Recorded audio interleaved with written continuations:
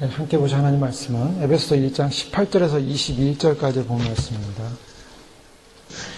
부르심의 소망, 기업의 영광의 풍성, 능력의 지극히 크심이라는 제목으로 주님께서 오늘 주신 하나님 말씀 함께 나누기 원합니다. 그래서 저희가 지난 시간에 말씀 살펴볼 때 특별히 사도 바울이 에베소 교회를 향해서 이미 성령 안에서 인침을 받고 확증을 얻은 믿음의 교회를 향해서 바울이 간절히 기도한 기도 내용이 있었다고 그랬습니다. 그 간절히 기도한 기도 내용의 핵심은 바로 하나님을 더욱 알기를 원한다. 하나님을 알기를 원한다는 기도 내용이었습니다. 바울에게 있어서는 교회가 하나님을 아는 것이 얼마나 중요한 일인가. 그것을 가장 중요한 교회의 사명으로 그렇게 기도하고 있음을 저희가 살펴볼 수 있었습니다. 그런데 그 하나님을 알게 하는 그 기도의 내용의 그 결과가 뭔가, 그 결과의 내용을 보면은 그것은 첫 번째로 사도 바울은 하나님의 부르심의 소망이 무엇인가를 아는 것이 중요하다라고 말씀하고 있습니다.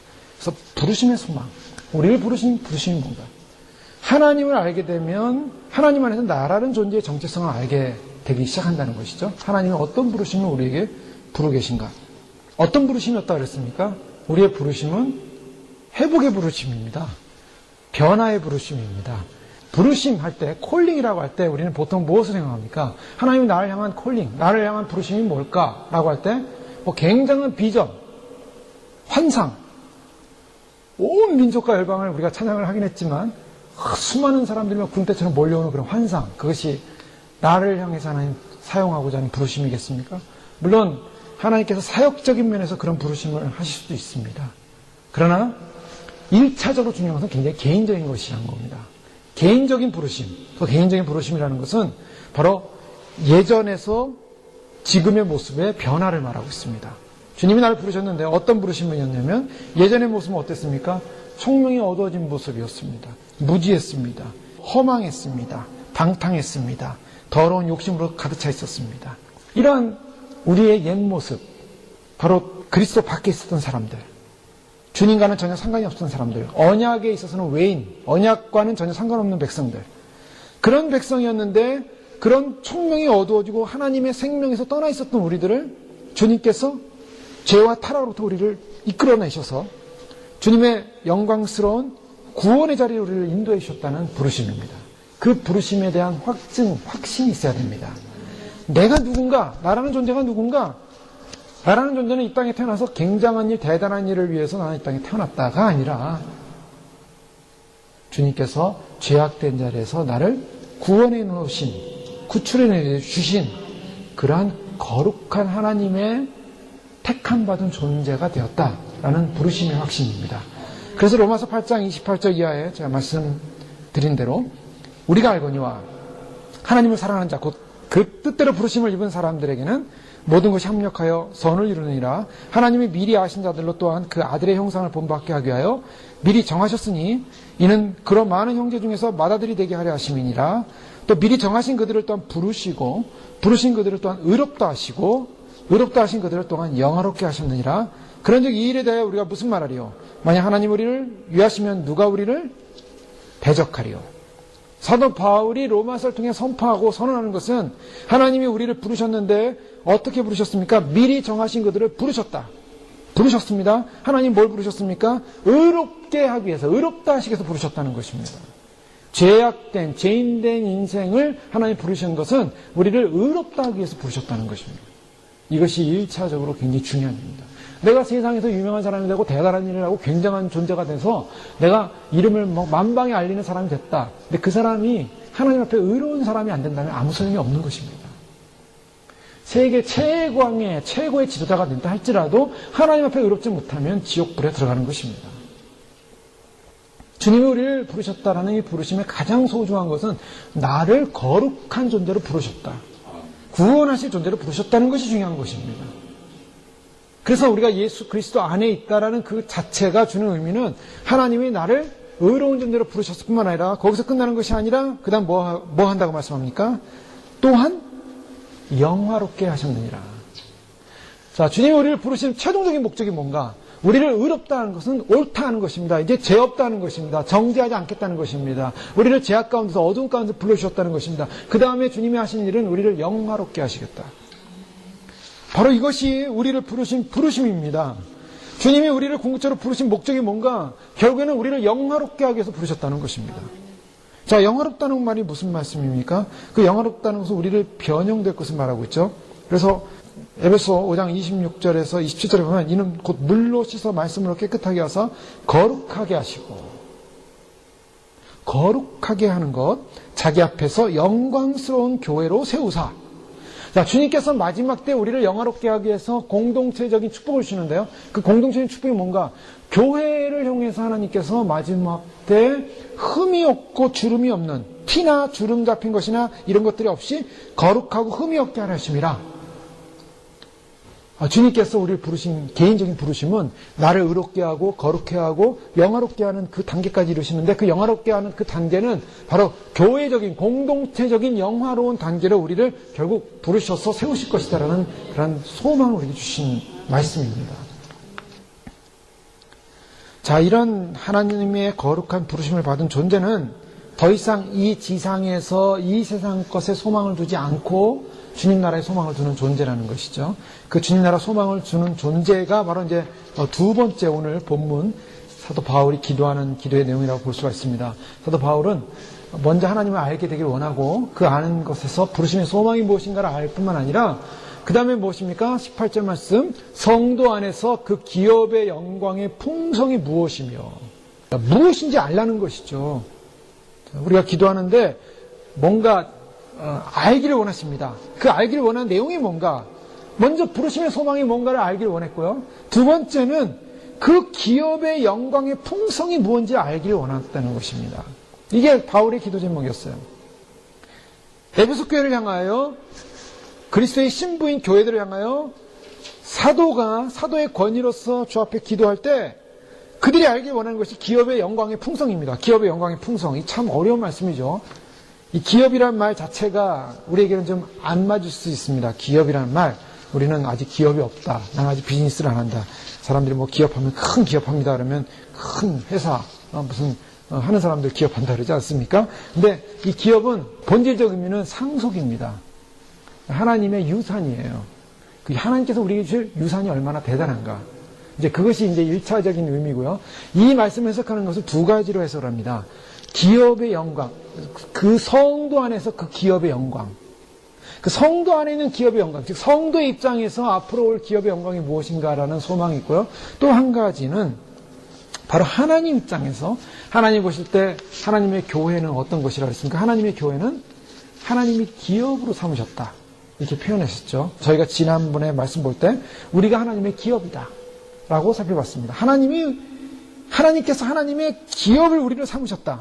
어떤 사람은 여기에 불만을 가져요. 왜? 하나님의 기업이 뭐가 필요했겠냐? 하나님은 하나님 존재 자체로서 자존하시고 충족하시고 그리고 존재 자체로서 그냥 만족하시는 분입니다. 하나님은 하나님 그 자체로서 만족의 충만입니다. 더 이상 필요하지가 않아요. 그런데 그런 하나님께서 어떻게 우리들을 기업으로 삼으시겠냐? 뭐가 부족해서, 뭐가 대단해서 우리가. 그래서 불만을 가진 분이 있다 그래요. 그런데 그것은 제가 볼 때 불만을 가질 이유가 없습니다. 왜냐하면 하나님은 하나님이 만드신 이 피조물 가운데 가장 영화롭고 가장 지혜롭고 가장 지성이 있는 이지를 가졌다고 합니다. 이지, 즉 이성과 지성을 가졌어요. 이 땅의 피조세계 가운데 이성과 지성을 가진 이 육체를 갖고 있는 피조세계가 누가 있습니까? 사람이에요. 사람. 아무리 코니가 예뻐도요, 쟤하고 본질적인 대화는 할 수가 없어요. 본능적인 감각은 느껴도 우리의 이성과 지성을 가진 대화를 할 수가 없어요. 그죠? 아무리 똑똑한 동물이라 할지라도 어디까지는 서로 본질적인 교통함이 있지만, 그러나 정말 이성과 지성을 가진, 논리를 가진, 그래서 그 논리 속에서 이 피조세계와 하나님의 구원과 하나님의 섭리를 할 수 있는, 대화를 할 수 있는 피조물은 사람 외에는 없습니다. 하나님이 사람을 그렇게 귀하게 만드셨어요. 그것은 하나님의 형상대로 만드셨고, 이 사람이 얼마나 소중하냐면 예수님께서, 하나님의 아들이신 독생하신 예수님께서 하늘에서 내려와서 이 사람을 구원하기 위해서 자기의 모든 것을 다 생명을 주셔서 우리를 구원하기까지 우리를 소중히 여기시고 가치있게 여겼다는 것입니다. 그런 의미에서 주님에게는 얼마나 소중한 존재인가 우리가. 주님에게 우리는 굉장히 소중한 존재라는 거예요. 그래서 주님에게 있어서는 우리는 어떤 존재인가? 버려진 존재가 아닙니다. 우리는 주님이 우리를 책망하실 대상이 아니라는 것입니다. 주님은 1차적으로 우리를 향하여 주의 사랑 안에서 품으실 주님의 보배로운 기업이라는 것입니다. 성경을 말씀하고 있죠. 그런데 주님의 보배로운 기업이 된 인생이 인간들이, 사람들이 주님의 기업이 돼서 주님의 그 영광스러운 영광 안에 머물지 못하고 오히려 인간들은 어떻게 합니까? 하나님을 대적하는 지식을 사용합니다. 그래서 인간들의 타락은 뭘 말하냐면 하나님과 원수됐어요. 하나님을 오히려 미워합니다. 그래서 사람들은 어떤 쪽으로 방향을 가냐면 사람들의 성향은 하나님을 대적하는 성향을 좋아해요. 그래서 하나님을 비웃는다거나 하나님을 욕하거나 하나님의 사람들에 대해서 비난한다거나 그리고 하나님의 창조를 무너뜨리고 하나님의 질서를 무너뜨리는 것을 좋아합니다. 인간들은. 그 본성 자체가 타락돼서.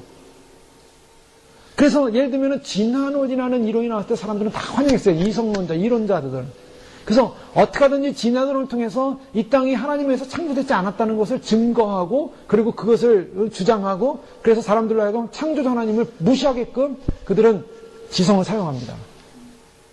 또 더 나아가서 요즘 무슨 호킹인가요? 그 사람이 신은 없다 그러면서 저 우주의 창조는 우연히 된 것이지 신에 의해서 창조했다는 것은 거짓이다. 그럼 다음 세계 내세도 없다. 뭐 이러면서 그 세상에서 똑똑하다는 과학자들도 하나님의 창조 원리에 대한 하나님의 질서에 대한 그리고 하나님 나라에 대한 것을 무시하고 그것을 비난하는데 그 머리를 사용하고 있습니다. 근데 사람들은요 그 소리 들으면 그거 봐라 저렇게 똑똑한 사람이 저렇게 세계적인 천문학자가 세계적인 과학자가 저런 소리 하는 거 보니까 그래 내세라는 없고 하나님 나라도 없고 다 거짓된 것이다 하면서 사람들이 박수치기 좋아한다는 거예요. 왜요?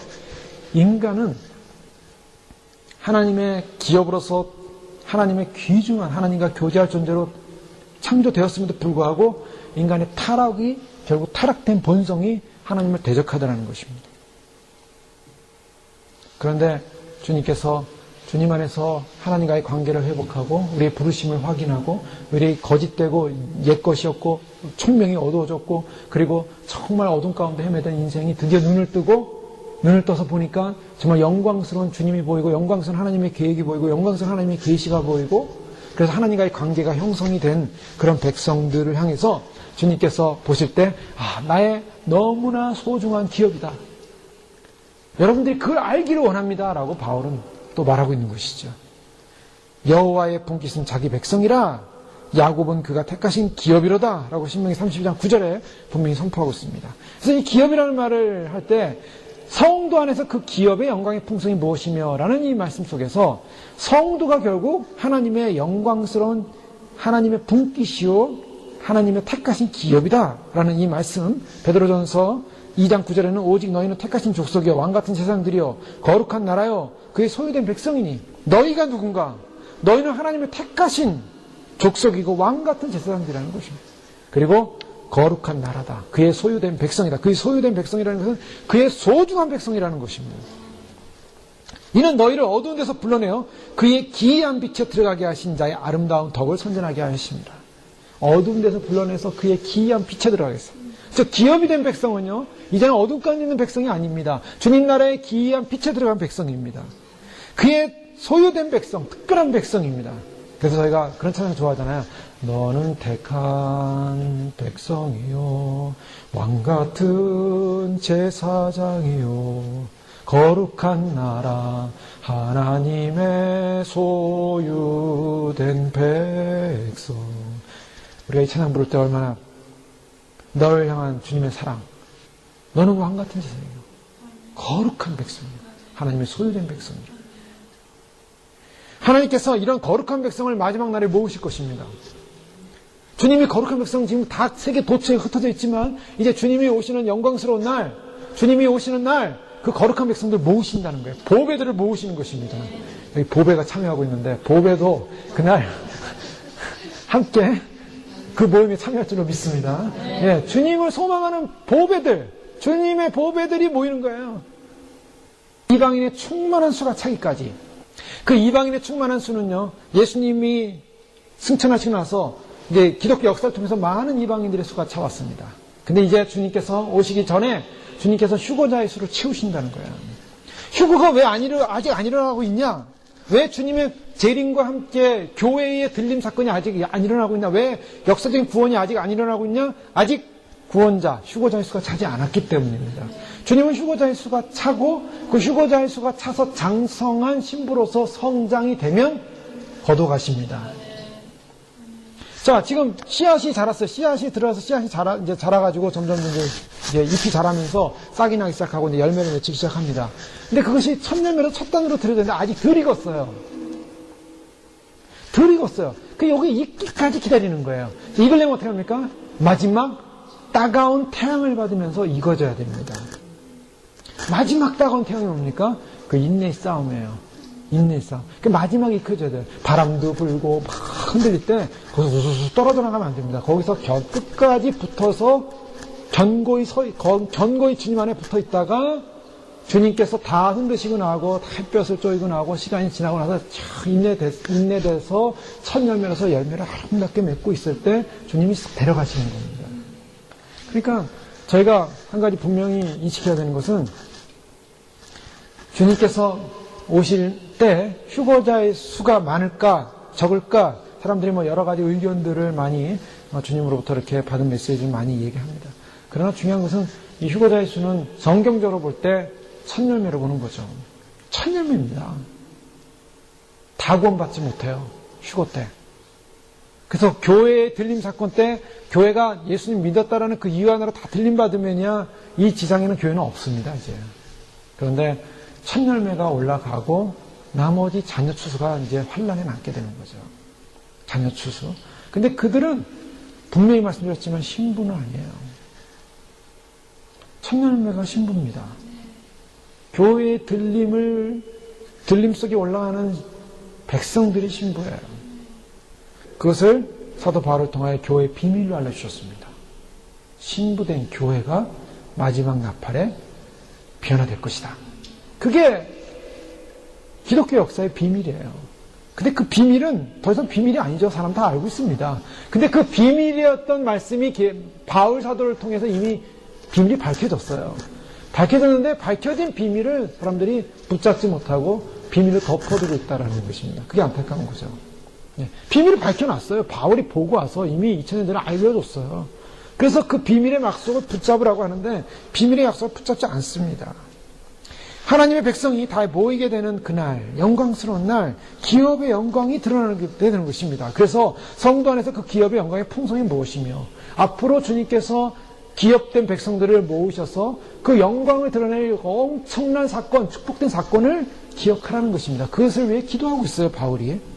더 나가서 두 번째 해석은 우리 자신이 주님의 기업뿐만 아니라 성도 안에 있는 그 기업의 영광, 즉 성도가 이 땅을 살면서 또 기업이 있습니다.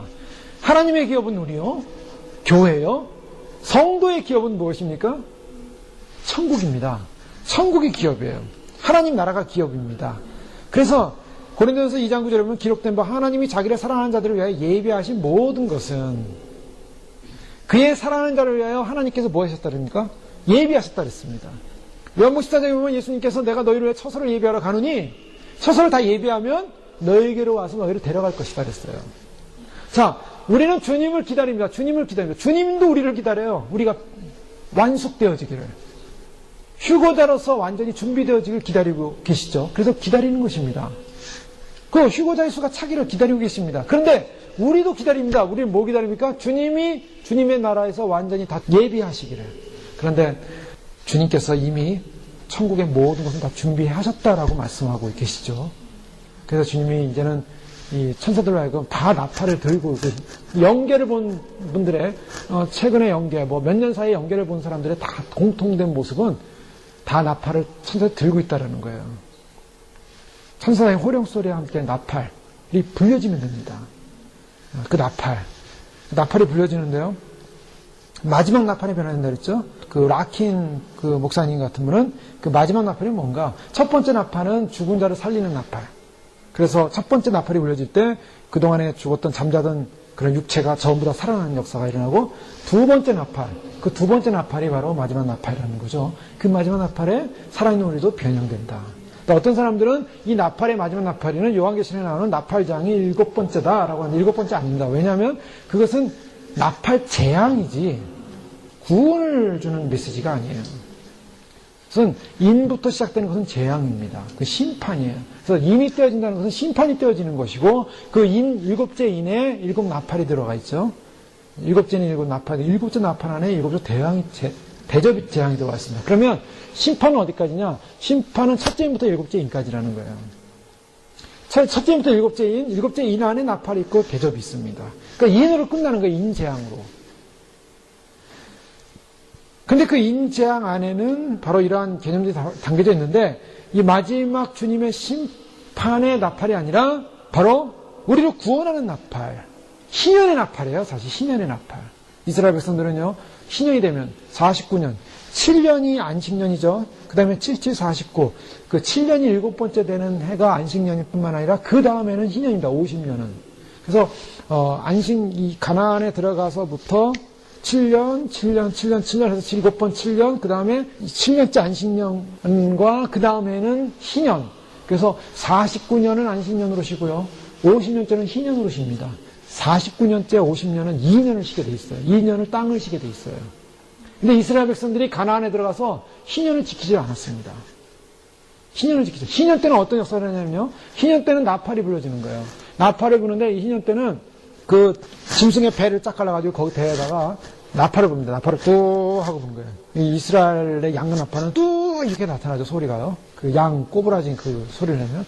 그 소리를 이제 양강 나팔을 불면요. 그 불면은 그 나팔 소리 들은 사람이 또 저쪽에서 나팔 또 붑니다. 또 하고 불어요. 이쪽에서 또 마치 그 봉하라 그러나요? 그 불로 이렇게 신호하듯이 나팔 소리에서 막 퍼져나가는 거예요. 전국에.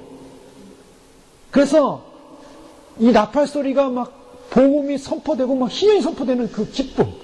또 막 선포되는데 그때 뭐냐? 희년이 나타나는 현상은 그동안 노예들 풀어줘야 돼요. 그리고 내가 땅 가졌던 거 땅 다시 원주인에게 돌려줘야 됩니다. 뭐냐? 자유가 선포되는 날이에요. 자유. 그래서 하나님께서 이스라엘 백성들에게 희년을 준 것은 이 희년을 통해서 결국 주님이 공의로우신 분으로서 사랑을 베푸시고 긍휼을 베푸시고 구원을 베푸시는 분이라는 사실을 알려주는 겁니다. 그래서 마지막 나팔이 울린다라는 나팔의 개념은요. 희년적 개념이 있는 거예요. 이스라엘 전체, 믿는 자 전체에게 자유를 선포하는 겁니다. 이제 구원이다. 자유의 날이다. 기쁜 날입니다. 그러니까 나팔이 울려 퍼지는 날은 기쁜 날인 거예요. 희년이 선포되는 날이에요. 그러니까 휴거가 일어나는 그 나팔 소리는 희년의 선포인 거예요. 이제 주님과 함께 잔치에 참여하고 우리가 영광스러운 기쁨에 참여하는 그런 영광스러운 기쁨의 자리에 올라가는 바로 희년. 자, 그런 희년이 선포될 텐데 바로 주님께서는 사랑하는 자들을 위하여 우리를 예비하셨다. 예비해 놓으셨기 때문에 그 예비한 걸 소망해야 됩니다. 근데 문제는 뭐냐면요. 사람들이 이 영광스러운 하나님 나라를 사모하고 바라보고 소망하는 것을 좋아하냐라는 것입니다. 자, 여기 이제 질문이 있어요. 사람들에게 왜 지금 성도들에게 사도 바울은 그 기업의 영광의 풍성이 무엇인지를 기도하고 있습니까? 왜? 이 사람들의 성향은요, 이 땅을 살면서 사람들의 성향은 눈에 보이는 현상적인 이 땅에 관심이 있지, 저 보이지 않는 주님께서 예비하신 영광의 기업에 대한 관심이 별로 없다라는 문제가 있어요. 자, 그것은 바로 바깥 세상에서 아니라 이것은 바로 교회 안에서 예수님을 믿는 사람들에게 나타나는 현상이기 때문에 바울이 이것을 기도하고 있다는 것입니다. 반드시 알아야 되는 것이기 때문에. 바깥 세상 사람들은 어떻습니까? 바깥 세상 사람들은 눈에 보이지 않는 영원한 것에 대해서 그것에 매여 산다는 것 자체가 별로 좋은 일이 아니고 눈에 보이는 것, 현상적인 것, 그 내세적인 것은 관심 갖지 않고 눈에 보이는 현상에 살면 어떻게 잘 살 것인가, 어떻게 복을 받을 것인가. 예? 교회 내에도 마찬가지죠. 교회도 결국 영적이고 내세적인 것에 대한 관심보다는 지옥 얘기라든가 천국 얘기라든가 이런 데 관심 별로 없죠. 또 하나님께서 우리 상에 대해서 기대나 소망에 대해서 별로 관심 없습니다. 어디에 관심 있습니까? 다 현실적인 복. 교회 다니면서 어떻게 하면 내가 내 문제 해결받을까? 또 내 자녀들 잘 될까? 또 현실적으로 어떻게 하면 편안하게 아무 걱정 없이 잘 먹고 잘 살까? 현실적인 눈에 보이는 것에 대해서 사람들이 집중하고 관심 갖지, 영적인 것, 하늘 것, 다시 오실 주님, 다시 오시는 주님의 나라, 주님의 기업, 이걸 얘기하면 사람들이 싫어한다는 거예요. 게다가 지금은 마지막 때니, 여러분, 이 마지막 때 우리 어떻게 살아야겠습니까? 경건되고 바르게 살고 믿음대로 살다가 죄를 씻고 살다가 주님 오실 때 주님 맞아야 됩니다 하면 사람들이 싫어해요. 게다가 더 나가서 주님이 오실 때 교회에 휴거가 일어나는데 휴거가 아무나 일어나는 것이 아니라 준비된 사람들이 휴거가 일어난다 하면 교인들은 더 싫어합니다. 그래서 교회 다니는 사람들에게 예수님 오실 때가 됐으니 휴거가 일어나니 준비하십시오 하면 싫어해요. 싫어해. 왜 그렇습니까? 그들은 천국에 관심이 없기 때문이에요. 간단합니다. 내세에 관심이 없어요. 근데 관심이 어디냐? 여기에 관심이 있어요. 여기서 부흥해야 된다고 생각해요. 여기서 잘 돼야 된다고 생각해요. 여기서 굉장해야 된다고 생각합니다. 자, 그런데 사도 바울은 무슨 기도를 하고 있습니까? 사도 바울은 성도 안에서 그 기업의 영광이 얼마나, 그 기업이 어디 있습니까? 여기 기업입니까? 천국 기업입니까? 천국 기업이에요.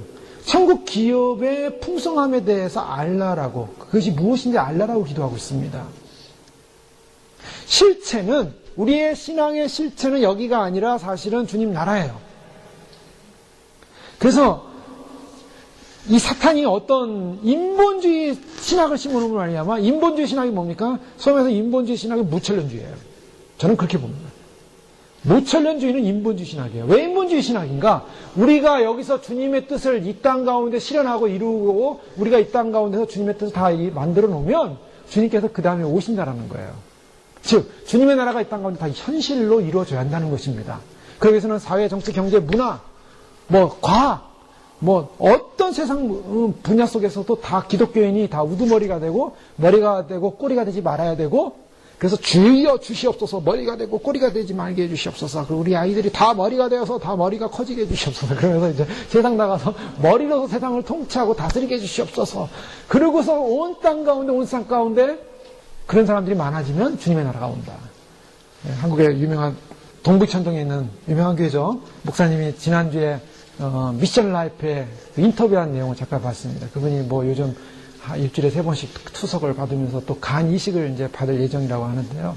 간암으로 오래 고생하지 않았습니까? 그런데, 우리 교회 검찰총장이 나온다. 이제 그 자랑으로 하시는 거예요. 네, 검찰총장이 나온다. 그런 검찰총장이, 지금 검찰총장이 김준규 씨인가요? 네, 그 교회 나가시나요? 근데 이제 주일학교 아이들을 섬기는데 교사로서 열심히 하려고 한다. 그러면서 이제 인터뷰를 한 내용이에요. 그러면서 뭘 말하냐면, 예수님을 잘 믿는 사람들이 세상에 나가서 권세자의 자리에 딱 앉으면 그게 하나님의 영광이고, 그런 사람이 교회 와서 열심히 봉사하는 게 영광이다. 참 감동스럽죠. 만약에 그런 자녀를 키운 분들이 내 자녀가 믿음이 좋은데 세상 나가서 또 출세해가지고 권세 자리에서 한 자리 하고 있다면 간증거릴 거예요. 간증거리. 근데 사람들은 거기까지라는 거예요. 문제는. 그러니까 그런 간증을 들으면 그래도 내 자식이 잘 되고 누가 잘 돼서 이상이 잘 돼가지고 한 자리 하면서 교회 생활도 열심히 하고, 그러면 그게 제일 행복한 거예요. 더 이상 소망 없어요. 그런 사람에게 예수님 곧 오신다는 거 부담되죠.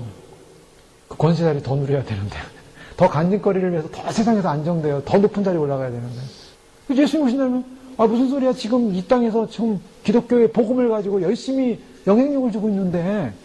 자, 여기 뭔가 좀 이상하지 않습니까? 이게 참 어려운 거예요. 그래서 자, 무천년주의라는 게 뭔가? 무천년주의는 인본주의인데요. 인본주의는 뭐냐면 이 땅에서 기독교가 기독교로서 역할을 잘 감당하고 하나님 나라가 이 땅에 다 오게끔 만드는 것, 그것이 우리의 사명이라는 겁니다. 칼빈이 그런 직업적 소명관을 얘기함으로 말미암아 뭘 말했습니까? 우리가 이 땅에서 어떻게 하든지 기독교의 영광, 하나님의 영광에 살아야 된다라는 어떤 의식, 소명의식을 심어줌으로 말미암아 사람들이 그 다음에 어떤 생각을 하게 됐습니까? 하나님 나라, 영적인 일, 그리고 사단, 천국, 지옥, 그리고 우리 영혼의 문제보다는, 개인의 구원 문제보다는 사회 문제, 정치 문제, 경제 문제 관심 갖기 시작한다는 거예요. 그래서 오늘날 현대의 교회의 특징이 뭡니까? 현대 교회의 특징은 뭐냐면, 개인이 어떻게 하면 구원을 받을 것인가, 개인이 어떻게 하면 영적으로 회복될 것인가, 개인이 어떻게 하면은 죄로부터 해방될 것인가, 죄를 이길 것인가에 대한 관심보다는 그런 얘기는 싫어합니다. 당신의 죄 문제 해결하십시오. 이 문제 해결하십시오 하면 싫어해요. 근데 사회가 잘못됐으니까 그 사회 문제 해결해야 되지 않겠는가? 교회가 그 일을 해야 되지 않겠는가? 교회가 그런 선한 일을 해야 되지 않겠는가? 이 문제를 해결해야 되지 않겠는가? 이래서 그런 문제 관심 두면 사람들이 다 너도나도 내가 의롭게 참여하고 있습니다. 내가 의롭게 봉사하고 있습니다. 내가 의롭게 일을 하고 있습니다. 내가 의롭게 일을 하는 대단한 일을 하고 있습니다. 그래서 마치 교회가 그런 일을 함으로 말미암아 그리스도의 영광을 드러내고 하나님 나라를 드러내는 그러한 모습 속에 구원이 있을 거라고 생각하고, 즉 사회 구원적인 차원으로 변형되더라는 거예요. 그렇게 되다 보니까 주님을 온전히 믿고 개인적으로 주님 앞에서 자신을 씻고 정결케 하고 지옥 안 가려고 우리가 죄를 씻고 죄로부터 벗어나고 회개하고 거룩해지고 정결하고 주님 오실 때 주님 맞이한다니까, 그거는 이기주의자들이 하는 거다. 신앙적 편협주의자들이 하는 거다. 극단주의자들이 하는 거다. 우리 교회들이 할 일이 얼마나 많은데, 얼마나 선교할 일이 많고 봉사할 일이 있고 구제할 일이 많고 이 땅에 하나님 영광을 드러낼 일이 많은데, 너희는 왜 그런데 스스로 주님 오신다고 주님 맞이하려고 스스로 구원을 위해서만 너희들 갈 길만 가려고 하느냐라고 그들은 말은 안 하지만 속으로 생각하면서 무시한다는 거예요. 근데 제일 중요한 문제는 뭡니까? 주님께서 사도 바울이 우리에게 기도한 것은 바로 우리가 가야 할 영적인 주의 나라, 주의 영광, 주의 기업, 그래서 어떤 존재로 우리가 살아야 될 것인가, 우리가 어떻게 회복되어야 될 것인가, 그 회복의 문제는 바로 외향적 이 땅에서의 나의 위치의 문제가 아니고, 외향적 이 땅에서의 나의 그런 의의 문제가 아니라 바로 주님 앞에 선 개인적인 죄씻음, 구원의 문제, 이것으로 말미암아 주님의 부르심의 소망 안에서 우리가 회복되어지고 변화되어지고 주의 나라를 사모하는 것, 그것이 주님이 주님의 교회를 향해서 그 영광의 기업을 향하여 우리의 관점을 이 세상이 아니라 주님의 나라에 두도록, 주님께서 원하시는 그 나라에서 원하시는 삶을 살도록 우리를 부르시는데 1차적인 주님의 우리를 부르시는 부르심에 그 초점이 있는 줄 믿으시기 바랍니다. 그 주님의 나라를 바라보는 거예요. 주님의 나라 바라보지 않고 자꾸 이 땅을 바라보니까 결국에는 주님이 오신다는 그 소식조차도 마음에 들어오지 않는 것입니다. 안타까운 일이죠. 자, 성경에 나오는 이제 유명한 사람들을 보면요, 성경에 유명한 사람들은 어떤 삶을 살았을까? 그럼 간단합니다. 히브리서 11장을 보면 압니다. 히브리서 11장을 보면요, 세상에서 가장 그래도 성경에 나온 인물 중에 영향력을 줬던 사람들이 쭉 나오죠. 근데 그런 사람들의 특징, 믿음이 있었던 사람들의 특징이 뭡니까? 그들은 그들의 시야를 어디다 뒀습니까? 이 세상에 두지 않았다고 분명히 말하고 있어요. 그걸 분명히 봐야 됩니다. 믿음의 사람들은 자신들이 사는 삶의 시야를 이곳에 두지 않고 어디에 뒀습니까? 다음 세계, 즉 주님의 나라에 그 시야를 뒀어요. 그들이 그렇다고 세상을 몰랐던 것도 아닙니다. 세상에서 수도사처럼 그들은 세상 일을 안 하고 살았던 것도 아니에요. 아브라함 같은 경우를 보면 아브라함은 많은 또 군인들, 사적인 군인들 데리고 있었고, 또 그 비록 집을 짓고 살지 않고 텐트에 살았지만은 그는 부유한 사람이었어요. 그래서 나라들 상대로 전쟁을 하면서 전쟁에서 승리하지 않습니까? 5개 연합군의 나라를 이기기도 해요. 롯을 살리기 위해서. 자, 아브라함이 현실의 삶을 무시하고 살았겠습니까? 아닙니다. 그는 아브라함이 현실의 삶을 열심히 살았어요. 그렇지만 그는 바로 현실에 눈에 보이는 데 매여 있었습니까? 아니면 주님의 나라, 주님의 말씀, 주님의 약속에 매여 있었습니까? 약속에 매여 있었던 사람입니다. 모세는 어떻습니까? 모세는 이 땅을 살면서 그가 잠시 잠깐 누리는 그 바로 궁전에서의 즐거움을 포기했다 그랬어요. 즐거움을 포기했어요. 왜요? 그 마음속에는 하나님의 뜻, 하나님의 나라, 하나님의 영광을 위해 살고자 하는 그 열정이 있었다는 거죠. 그래서 그 하나님의 백성들을 구원하고자 하는 그 마음. 그런 의미에서 보면 우리의 관점이 이 세상적, 현세적 삶에 우리가 초점을 맞춰야 될 것이냐, 아니면 주님 나라에 초점을 맞춰야 될 것이냐. 자, 믿음이라는 건 뭡니까? 믿음이라는 것은 바로 하나님 나라를 보고 내가 이 땅을 살아가는 것. 하나님 나라를 보고 이 땅에 살아가는 것, 그것이 바로 믿음입니다. 그래서 믿음의 법칙은요, 먼저 하나님의 나라를 보고 그 하나님 나라에 합당하게 살아가는 것. 그래서 그 하나님 나라에 합당하게 어떻게 살 것인가. 그것을 우리가 이제 이곳에서 준비하고 이곳에 예배하는 것이죠. 사람들이 내세를 잃어버리고 현실 생활만 집중할 때 이 세상은 산지옥이 된다 라고 말하고 있습니다. 이것이 왜 그런가? 이제 주님께서 오시고 나서 이제 휴거 사건이 일어나고 나면요, 휴거 사건 이후에는 세상에 관심 가진 세상 사람들이 모여서 살게 되기 때문에 그 세상은 혼돈과 뒤죽박죽이, 무법과 그 다음에 부도덕과 악의가 판을 치는 세상이 될 수밖에 없습니다. 왜냐? 그것은 세상에 관심 가졌던 사람들은 결국 하늘나라 소망을 못 가기 때문에 이 땅에 남는 것이고, 세상에 남았을 때 세상의 주인 되는 악한 영의 영향을 받고 악한 영이 그들을 조종하게 돼 있는 것이고, 우리는 주님의 영원한 나라를 소망하며 가기 때문에 주님의 영원한 나라의 소망으로 말미암아 결국에는 그 길을 예비하게 되고, 이 땅이 심판 직전에 있음을 알고 있기 때문에 우리는 그 심판 직전에서 예비하는 신부들로 살기 원하기 때문에 이 세상을 향하여 우리가 애통해야 하고 눈물을 흘리며 기도하지만, 그러나 우리가 이 땅에 머물러 있지 않은 삶, 그래서 이 땅에 머물러 있지 않아서 때로는 이 땅에 관심 갖는 사람들에서 비웃음과 조롱의 모습으로, 냉소적인 모습으로 우리가 바라봐질 수도 있겠지만, 그러나 우리의 유일한 소망은 주님이 영광스럽게 오시는 날, 결국 그것이 위로가 되고 그날이 소망이 되어지기 때문에 우리는 결국 주님께서 우리에게 주실 기업의 영광의 풍성, 주님 나라에서 주실 영광의 기업의 풍성을 바라보면서 믿음으로 살게 되는 줄 믿습니다. 그 기업의 영광의 풍성을 바라보는 사람은 이 현실을 이기는 거죠. 이 현실에 묶이지 않게 됩니다. 그래서 로마서 8장 18절에 생각컨대 현재의 고난은 장차 우리에게 나타날 영광과 좋게 비교할 수 없다. 사도 바울은 그게 관심이 어디 있었냐면 현실 속에 있었지만 항상 뭘 봤습니까? 장차를 보고 있었어요. 장차. 그게 이제 믿음의 삶이라는 것입니다. 이 땅을 살면서 우리가 현실에만 묶여있는 삶을 살게 되면 장차가 보이지가 않아요. 주님이 오심이 보이지가 않습니다. 주님이 오신다는 메시지도 들리지도 않습니다. 왜요? 현실만 보기 때문에, 현실 속에 뭘 해야 될 일이 많기 때문에. 로마 성도를 향하여 사도 바울은 그들이 얼마나 어떤 삶을 살았는가, 그들이 이런 삶을 살았다고 말하고 있지 않습니다. 그들이 당하는 일이 고통스럽지 않고 오직 그냥 미소를 먹으면서 편하게 아무런 잘못된 일 없게 잘 되면서 그렇게 인생을 잘 살고 있군요 라고 말하지 않았다는 거예요. 로마서 8장 19절 이하에 보면 사도 바울이 로마 교회를 향해 뭐라고 말하고 있냐면, 피조물에 고대하는 바는 하나님의 아들들에 나타나는 것이니 피조물이 허무한 데 굴복하는 것은 자기 뜻이 아니요 오직 굴복케 하신 이로 말미암음이라. 그 바라는 것은 피조물도 썩어짐에 종로탄 데서 해방되어 하나님의 자녀들의 영광의 자유에 이르는 것이니라. 피조물이 다 이제까지 함께 탄식하며 함께 고통하는 것을 우리가 아나니, 이뿐 아니라 또한 우리 곧 성령의 처음 익은 열매를 받은 우리까지도 속으로 탄식하여 양자될 것, 곧 우리 몸의 구속을 기다리느니라. 로마서 19장에 사도 바울이 로마 교회를 향하여 뭐라고 말하고 있냐면, 피조물이 고대하는 바가 있다는 겁니다. 뭔가 기대하고 있어요. 근데 기대하는 게 뭡니까? 이 세상에서 하나님 나라를 잘 이루는 것을 기대하고 있습니까? 아니면 뭡니까? 하나님의 아들들이 나타나는 걸 기다리고 있다는 것이죠. 이것은 하나님의 아들들이라는 표현 속에 이제 예수님과 그와 함께하는 그런 모든 자녀들을 다 포함하는 거죠. 예수님의 재림을 기다린다는 것입니다.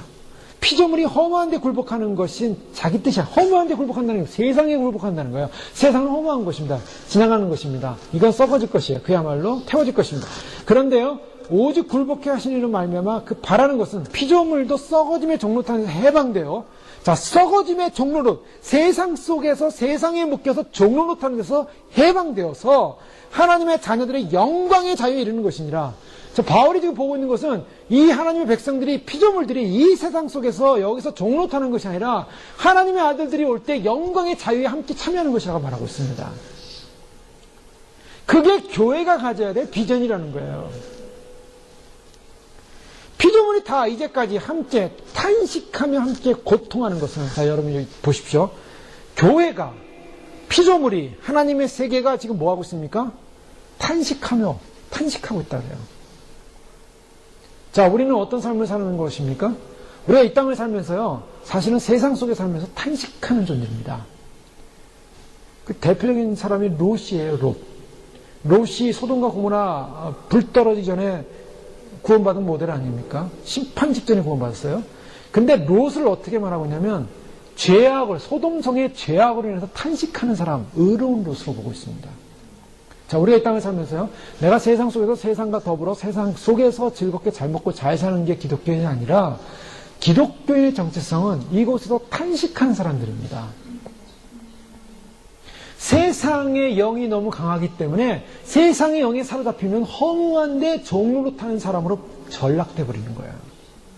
허무한데 종로로 타는 세상 영에 사로잡히면 하나님의 영이 그리워지지도 않고 하나님의 복음도 그려지지도 않고 하나님의 영이 기다려지지도 않고 주님의 나라가 기다려지지도 않고 하나님의 나라가 이 땅에 도래하는 것도 기다려지지 않습니다. 단언하건대 하나님의 나라가 기다리지 않는 사람은 기독교인이 아닙니다. 그 사람은 구원받지 못해요. 많은 사람들이 교회를 다니고 있습니다. 신앙생활하고 있습니다. 그런데 정말 본질적으로 하나님 나라를 소망하지 못하고 있기 때문에 주님 오시는 걸 기다리지도 않고 믿지도 않는 거예요. 그들은 다 자기들이 예수님 믿었다고 그래서 구원받는다고 착각들 하고 있습니다. 구원을 받았으면은 예수님을 믿었으면 그 다음 해야 될 일이 뭡니까? 하나님을 알아야 되고 하나님의 뜻이 뭡니까? 바로 영광의 기업을 바라보면서 그 나라를 소망하고 탄식함으로 그 나라를 고대하라는 것입니다. 함께 고통하는 것은 우리가 하나니 이뿐 아니라 우리 또한 곧 성령이 처음 익은 열매를 받은 우리까지도 속으로 탄식하여 양자될 것 곧 우리 몸의 구속을 기다리느니라. 자, 우리가 구속받았다는 것이 얼마나 감동스럽고 역사스럽고 위대한 것인가를 우리는 인식을 해야 됩니다. 예수 믿어줬으니까 구원받았다. 그걸로 사람들은 끝이에요. 감동도 없고 기쁨도 없고 감동도 없고. 이제는 어떻게 살아야 됩니까? 내가 이 땅에서 어떻게 하면 주님의 영광을 드러낼까? 그 이유를 그거를 하나 딱 걸고 나 잘 먹고 잘 살고 나 출세하고 잘 되고 사람들에게 인기 얻고 사람들에게 자랑하고 사람들에게 간증하고 그래서 출세하는 인생 살자는 겁니다. 주님이 우리를 구속했다는 구속의 감격 속에 살고 그 구속의 감격의 영광이 주님 오시는 날 결국 우리가 구원받는 구속의 소망을 향하여 초점을 두고 하는 것이 아니라 구속받은 건 이미 다 끝난 사건.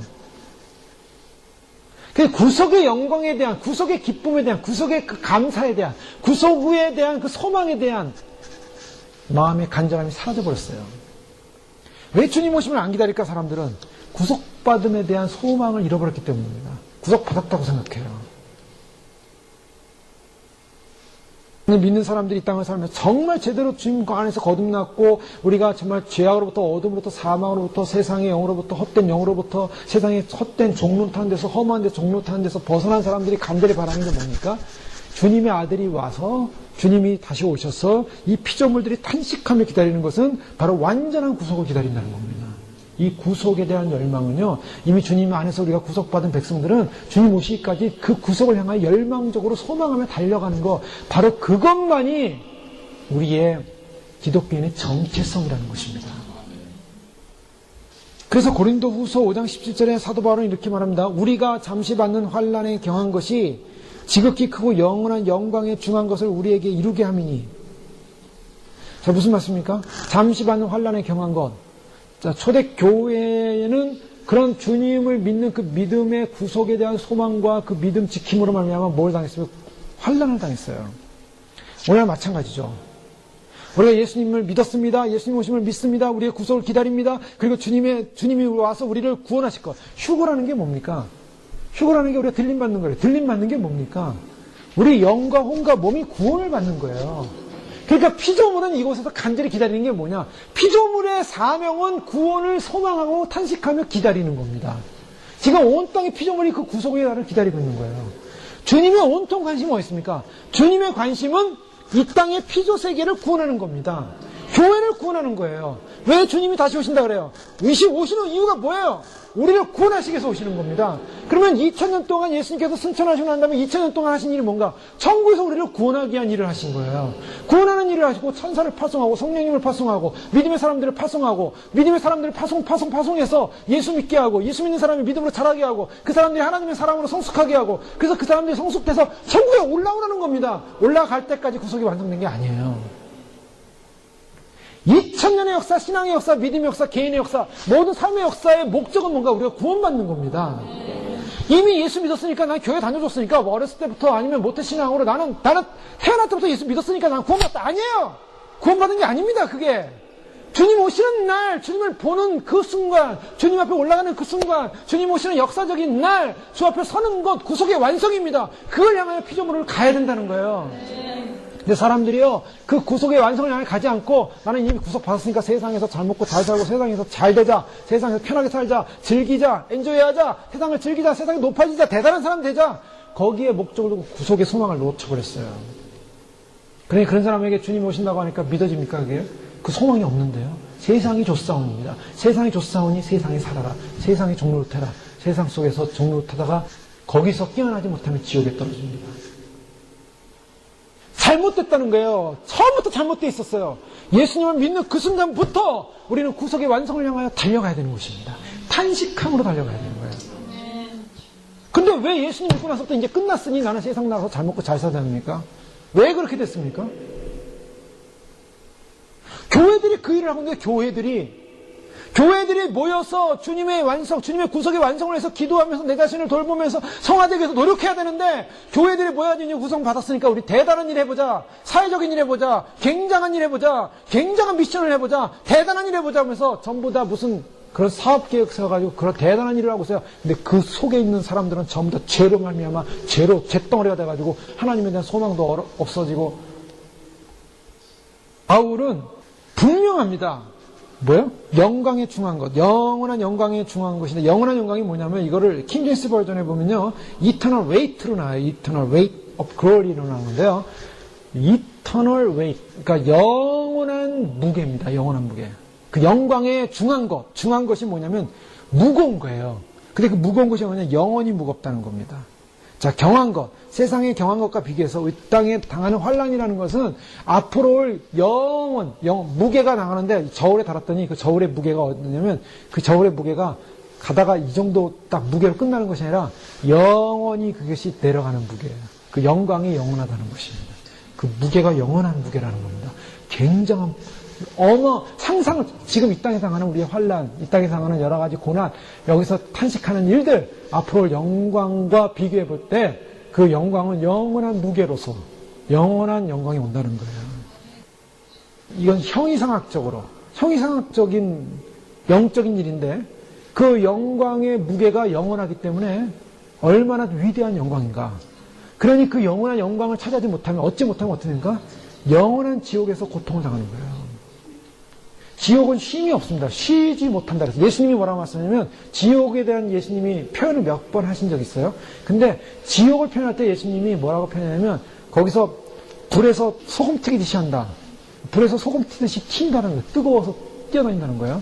그 다음에 또 한 가지는 영원히 쉼이 없다. 영원히 목마르고요. 영원히 쉼이 없고 영원히 배고프고 영원히 고통스럽고 영원히 쉼이 없는 거예요.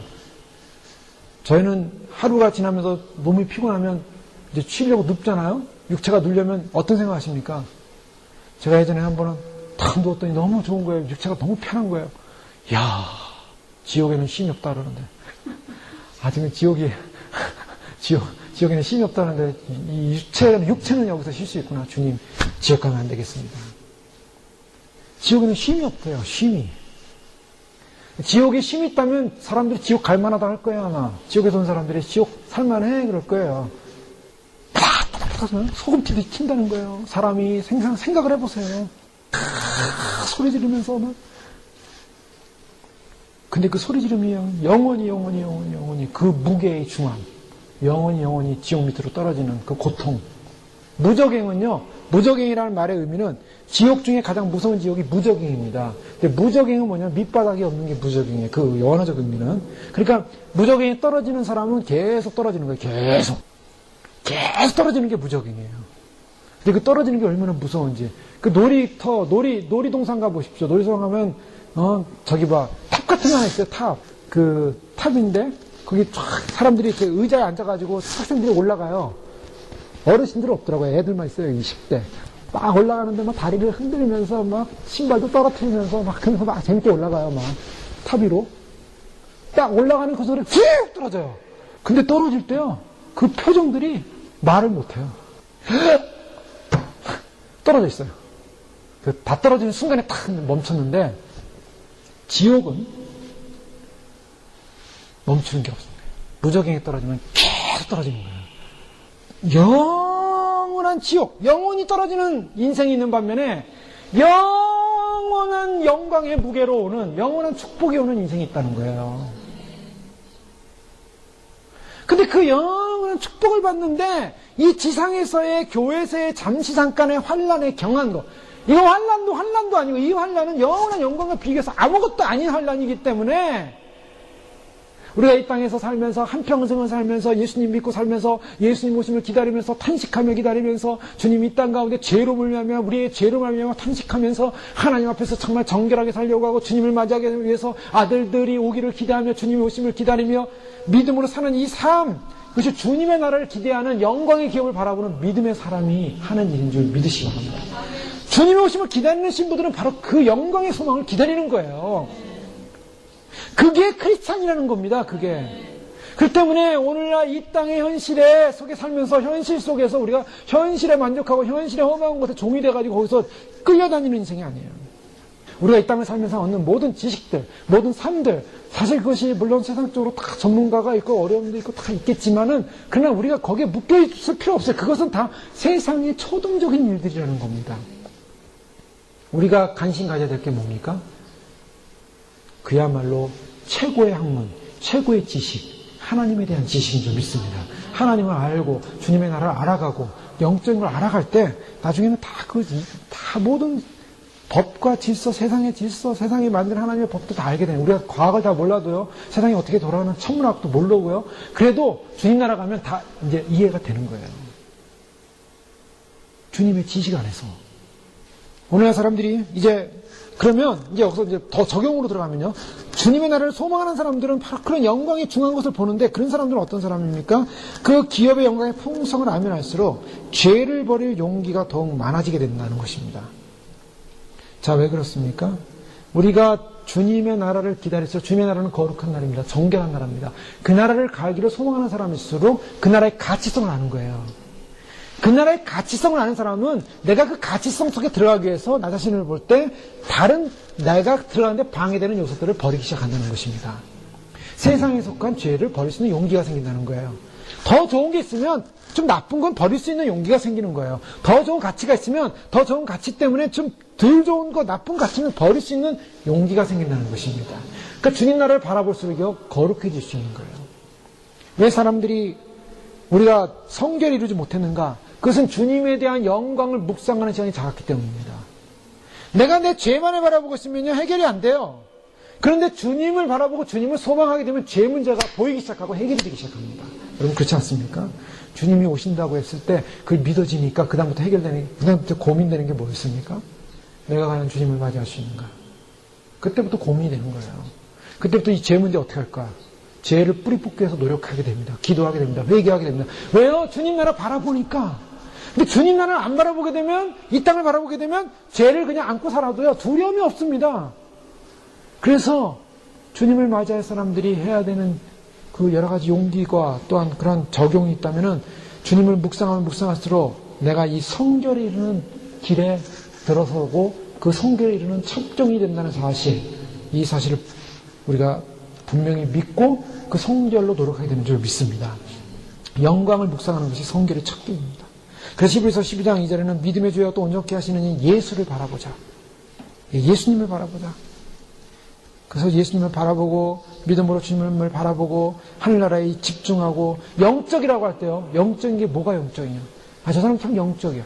하나님 나라에 대한 영광과 기업을 바라보면서 세상적인 것을 초월하고 하나님 나라의 가치성의 우선순위하에서 판단하고 결정하는 것이 영적인 것입니다. 영적이라는 것은 뭔가 대단한 신비나 굉장한 것을 보고 거기에 예민하고 소리의 음성에 예민하고 하는 게 그거는 그런 건 영적인 것이 아니라 그런 하나의 그냥 주어지는 하나의 은사들이고 하나님께서 또한 그런 걸 여러 통해서 말씀할 수 있죠. 진짜 영적이라는 것은 하나님 나라의 인생의 삶의 우선순위 가치성이 먼저 있고 나머지 다 그 안에서 그 다음에 정리되어지면서 하나님 나라의 우선순위 안에서 모든 것을 판단하고 결정하는 모든 삶이 영적인 삶입니다. 그러니까 영적이 된다는 것은 하나님 나라에 소망을 두고 그 영광의 기업에 소망을 두는 것이 영적인 것입니다. 그래서 하나님 나라에 소망을 둔 사람, 그 풍성한 영광의 소망을 둔 사람, 그 소망에 둔 사람들은 어떻습니까?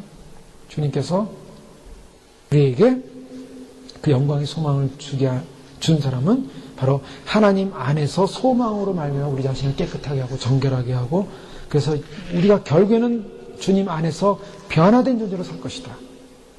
빌립보 3장 21절에 그가 만물을 자기에게 복종케 하실 수 있는 자의 역사로 우리의 낮은 몸을 자기의 영광의 몸의 형체와 같이 변케 하시리라. 우리를 변형시키시고 완전하게 변화시키실 바로 주님, 그 영광. 근데 여기서요, 영광의 풍성이라 했어요. 기업의 영광. 이 영광이라는 말 어렵죠. 근데 영광이라는 말을 뭘로 표현하겠습니까? 하늘나라를 소망하는 사람은 그 영광이 느껴져요, 영광. 근데 그 영광이 어떻게 표현하겠습니까? 영광. 영광이 뭘까요? 근데 바울은요, 그 영광을 다 표현할 수 없었어요. 근데 영광이라는 걸 알았어요. 근데 그 영광이라는 그 영적인 실체가 있는데, 바울은 3층 천에서 그 영광을 보았습니다. 또, 그가 이 편지를 쓰기 전에 14년 전에 셋째 하늘에, 고린도서를 쓰기 전에 14년 전에 셋째 하늘에 올라가서 낙원에 이끌려서 영광을 봤어요. 그가 처음 예수님을 만났을 때 거룩한 빛을 보고 예수님을 만났어요. 거룩한 빛을 보고 그 영광을 봤어요.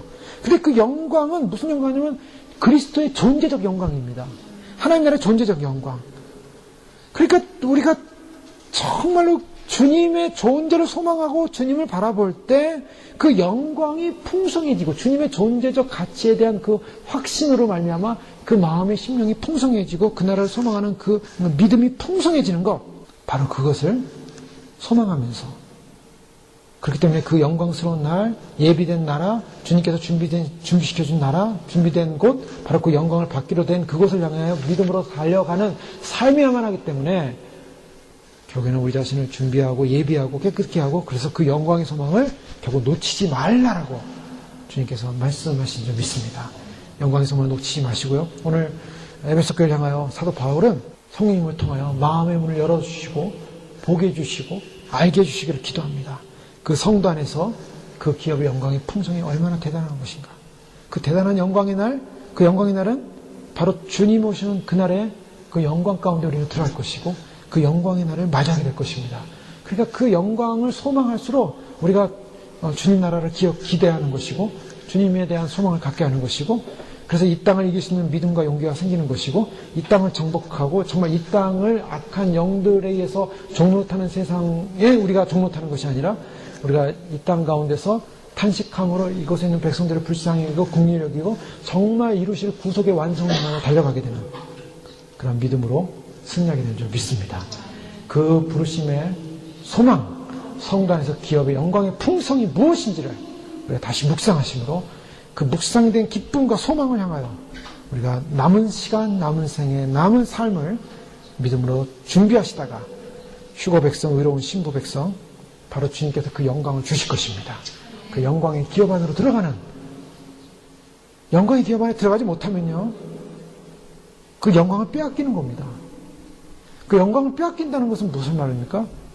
하늘의 영광을 얻지 못하면 그 인생과 삶이 가장 불행한, 영원히 고통 가운데 눈물을 흘리며 불행해지는 그런 인생이 될 겁니다. 그러나 그 영광의 중요한 것, 주님 앞에 서는 날 그 영광스러운 영원한 무게로 말미암아 그 영광이 우리에게 주어진다는 사실을 기억하고 반드시 그날을 소망하면서 탄식함으로 지금 있지만 구속의 완성, 주님께서 이루실 완성, 주님께서 우리를 변화시킬 영광스러운 구속의 완성을 향하여 믿음으로 달려가심으로 믿음으로 승리하는 거룩한 신부요, 거룩한 휴거 백성으로 승리하시길 주의 이름으로 축원합니다. 기도하겠습니다. 이장 기도할 때 그렇습니다. 그동안 우리의 삶이 주님의 나라를 소망하였습니다. 그러나 더욱 그 나라를 소망하면서 그 영광의 기업을 우리가 묵상하지 못했기 때문에 얼마나 많은 실수와 시행착오와 참으로 이 땅에 묶여서 참으로 우선순위를 놓쳐버린 채 하나님의 영광, 주실 영광, 그 영원한 영광이 중한 그 영원한 영광의 무게를 알지 못하고 현실의 그 품에 살았는지 참으로 회개하게 됩니다. 주님 오시는 날까지 그 영광스러운 구속의 완성을 향하여 오늘도 탄식하지만 오늘도 참으로 주님 간절히 소망하면서 주님의 아들이 오시기를, 바로 주님이 오시기를 고대하면서 달려갑니다. 그 믿음에 승리하게 하시고 하늘의 영광, 기업을 얻는 믿음으로 승리할 수 있도록 축복하여 주시옵소서. 함께 기도하겠습니다. 할렐루야. 아버지 하나님 감사합니다. 주님께서 저희를 불러주셔서 감사합니다. 영원한 영광의 소망을 놓쳐버리고 아버지 하나님 세상에 묶여 있었습니다. 세상에 아버지 하나님 가치관에 묶여 있었습니다. 세상에 아버지 일들 속에 빠져 있었습니다. 아버지 세상의 것이 최고이냐, 세상의 것이 모든 것이냐, 아버지 하나님 그런 세상 속에서만, 세상적 가치관 속에서만 살아 있었습니다. 아버지 하나님 참으로 주님 안에서 다시 한번 영광의 풍성을 알게 하시고, 영광의 거룩함을 알게 하시고, 영광의 참으로 축복을 알게 하시고, 영광의 위대함을 알게 하시고, 아버지 하나님 참으로 놓치지 않게 해주시고, 그날의 영광을 소망을 향하여 달려갈 수 있는 그 믿음으로 설 수 있도록 하나님 축복하여 주시옵소서. 아버지 하나님 주님께서 예비하신 나라, 주님께서 준비하신 나라, 주님께서 구원으로 우리에게 주시고자 하는 그 약속의 나라를 놓치지 않게 하시고, 아버지 하나님 참으로 주님을 향하여 달려갈 때, 아버지 하나님 주님을 향하여 달려갈 때, 아버지 하나님 주님을 향하여 믿음으로 달려갈 때, 믿음으로 설 수 있는 그 영광까지 설 수 있도록 아버지 하나님 참으로 주님 이 땅 가운데 머물러 말미암아 이 땅 가운데 아버지 하나님 참으로 세상의 현실적인 만족을 향하여 가는 인생들이 되었기 때문에 아버지 하나님 영원한 구속을 완성을 향해 달려가지 못하였고, 영원한 천국의 영원한 완성을 향해 달려가지 못하였고, 영원한 축복의 완성을 향해 달려가지 못하였고, 영원한 진리의 완성을 향해 달려가지 못하였고, 영원한 소망의 완성을 향해 달려가지 못하였고, 아버지 영원한 믿음의 나라의 완성하여 달려가지 못했습니다. 아버지 하나님 용서해 주시옵소서. 아버지 하나님 주님께서 오신 나라, 주님께서 임하신 나라, 주님께서 영광 가운데 임하신 그 영광의 소망에 달려가게 하시고, 믿음의 나라를 향해 달려가게 하시고, 아버지 하나님 주여 영광의 나라, 아버지 하나님 영광의 기업을 향해 달려갈 수 있는 아버지 하나님 그 믿음으로 승리할 수 있도록 도와주시옵소서. 아버지 하나님 피조물에 고대하는 바는 하나님의 아들이 나타나는 것이라고 하고 있는데, 아버지 하나님 참으로 우리가 이 땅을 살면서 아버지 하나님 주님의 오심을 고대하지 못했습니다. 아버지 하나님 주의 나라를 고대하지 못했습니다. 아버지 하나님 참으로 주님 세상의 허무한 데 굴복하여서 아버지 하나님 거기서 허무한 종로를 타면서, 세상의 초등학문의 종로를 타면서, 세상의 물질의 종로를 타면서, 세상의 헛된 것의 종로를 타면서 영원한 영광의 차이에 이르는 것을 소망하지 못했습니다. 아버지 하나님 참으로 주님 우리를 불쌍히 여주셨소서. 아버지 하나님 참으로 피조물이 참으로 이제 다 함께 탄식하면서 아버지 고통하는 것은 참으로 주님 우리가 성령의 척은 예배로서 아버지 하나님 우리 수성으로 탄식하며 양대되고 우리 몸의 구속을 기다린다고 말씀하는 아버지 하나님 그 구속의 영광을 향해 달려가게 하시고, 주님께서 2000년 동안 우리를 구속하기 위해서, 주님께서 2000년 동안 우리 하나님 나라의 백성으로 구속하기 위해서, 하나님 주님께서 2000년 동안 우리를 정말 영원한 백성으로 구속하기 위해서 우리를 부르셨다는 이 부름의 소망을 놓치지 않게 하시고, 아버지 하나님 참으로 그 부르심의 소망을 향해 달려갈 수 있는 믿음으로 아버지 하나님 설 수 있도록 도와주시며, 아버지 하나님 라스마라 하레라사라사라 그 영원한 영광의 소망을 향해 달려가시는 저희들의 믿음이 되어질 때, 하나님의 놀라운 역사, 생명의 역사, 하나님의 놀라운 구원 역사, 하나님의 놀라운 능력의 역사, 아버지의 놀라운 정말 소망의 역사를 향해 될 줄로 믿사오니 아버지 하나님 임하여 주시고 충만하게 하시고, 주님의 라스마라 하레라사라사라스마라 하레라사라라 주님의 나치 영같이 행하시며 향하여 믿음으로 달려가시는 그 믿음으로 승리하실 줄 하나님 임하여 주옵소서. 아버지 하나님 우리가 참으로 주님 양자로서 아버지 하나님 양자로서 탄식하며 주의 거룩한 신부로서 예비되어지며, 주의 신부로서 거룩한 신부로서 주님 예비되어지며, 아버지 거룩한 신부로서 예비되어지는 그 나라를 소망하고 달려가고 있사오니 아버지 하나님 저희를 기억시키시고, 아버지 하나님 믿음으로 삶으로 흔들리지 않는 그 믿음 속에 승리할 수 있도록 도와주시옵소서. 주님의 사랑스러운 하늘의 사랑스러운 하늘의 사랑스러운 하늘의 사랑스러운 주님 긍휼해 주시고 불쌍히 계시고, 주님 고대합니다. 아버지 하나님 참으로 간절히 고대합니다. 아버지 구속의 완성을 향하여 고대합니다. 아버지 하나님 구속의 완성을 향하여 달려갑니다. 아버지 헛된 삶을 살았습니다. 헛된 인생을 살았습니다. 아버지 하나님 헛된 아버지 시간에 투자했습니다. 헛된 것에 낭비되었습니다. 아버지 하나님 아버지 하나님 우리가 가야 할 바를 모르고, 가야 할 길을 모르고, 가야 서야 할 길을 모르고 헛되게 인생을 낭비했습니다. 아버지 하나님 삶을 낭비했습니다. 아버지 하나님 주님을 향하여 달려가는 것, 주님을 만약에 구속의 완성을 이루는 것이 인생의 목적이었는데 아버지 하나님 헛된 것에 분이했습니다. 주님 불쌍히 여겨주시옵소서. 할렐루야. 아버지 하나님 피조물이 고대하는 바는 하나님의 아들들이 나타나는 것이라고 했는데, 피조물된 저희가 주님이 오심을 고대하지 못했었습니다.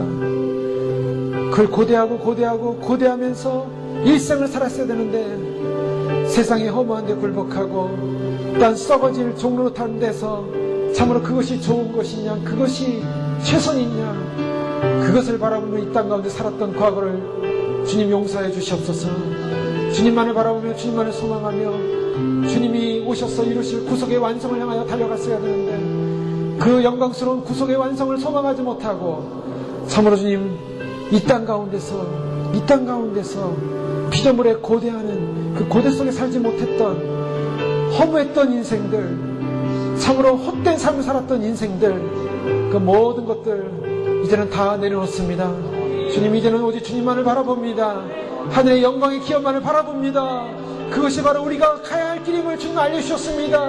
아버지 하나님, 이 세상을 향하여, 이 세상의 백성들을 향하여 주님 원하시는 것은 모두가 주님 오시는 날 주님 앞에서 다 구원받는, 구속받는 일일 텐데, 아버지 하나님, 양자로서 탄식하며 소원하는 것은 양자로서 구원되는 일, 몸의 구속을 기다리는 일일 텐데, 온 땅과 민족과 열방들에게 주님 필요한 것은 아버지 하나님 예수 그리스도로 말미암아 그들의 영원한 사망에서 구원을 받아서 영원한 구속을 이루는 일일 텐데, 아버지 그것이 증거되어지게 하시고 그것이 전파되어지게 하시고 그 구속을 소망하는 백성들이 모여서 주님이 이루시는 영광스러운 구속의 날을 바라보며 승리할 수 있도록, 예비할 수 있도록 축복하여 주시옵소서.